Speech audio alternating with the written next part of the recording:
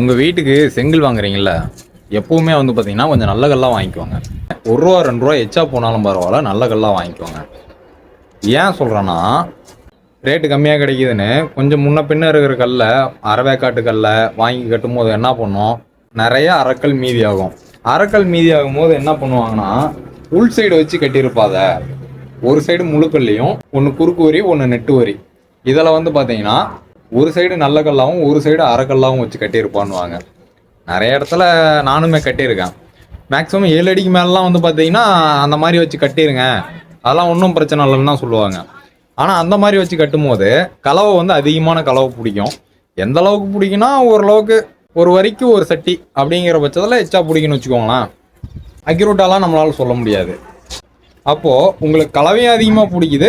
இன்னொன்று வந்து என்ன ஆகுது, ஒரு பக்கம் அரைக்கல் வர பட்சத்தில் வந்து பார்த்தீங்கன்னா நேர் ஜாயிண்ட் வரும். இந்த ஜாயிண்ட், அதாவது இப்படி இப்படி வர ஜாயிண்ட்டு ஸ்ட்ரெயிட்டாகவே வரும். ஸ்ட்ரெயிட்டாகவே வரும்போது என்ன பண்ண முடியும், அந்த இடத்துல கிராக்ஸ் போடுறதுக்கு கூட வாய்ப்பு இருக்குது. அதுக்கு எதுக்கு அப்படி நம்ம மீதி பண்ணிக்கிட்டு, மீதி பண்ணாதீங்க. என்ன ரூபா 2 எச்சா போகும்போது ஒரு 10,000 கல் 20,000 கல் உங்கள் வீட்டுக்கு வாங்குறன்ற பட்சத்தில் ஒரு 10,000 கல்லுக்கு ரூபான்னு கால்குலேஷன் போட்டோம்னா கூட 10,000 ரூபா தான் மீதி ஆகுது. ஒரு 20,000 கல்லுக்கு 20,000 ரூபா தான் மீதி ஆகுது. அவ்வளோதான் உங்களுக்கு சேர்ந்து போகும். அதனால் நான் என்ன சொல்கிறேன்னா, சின்ன சின்ன அமௌண்ட்ஸ் எல்லாம் பார்க்காதீங்க. என்றைக்குமே ஒரு வீடு கட்டுறவங்க ஒரு சின்ன சின்ன அமௌண்ட்ஸை பார்க்காதீங்க. கல் தரமாக இருந்துச்சுன்னு வச்சுக்கோங்களேன், ஒரு நல்ல கல்லாக வாங்கி கட்டுங்க. அப்போ தான் வந்து பார்த்தீங்கன்னா உங்கள் வீடு வந்து எப்போவுமே கொஞ்சம் நிலச்சி நிற்கும்.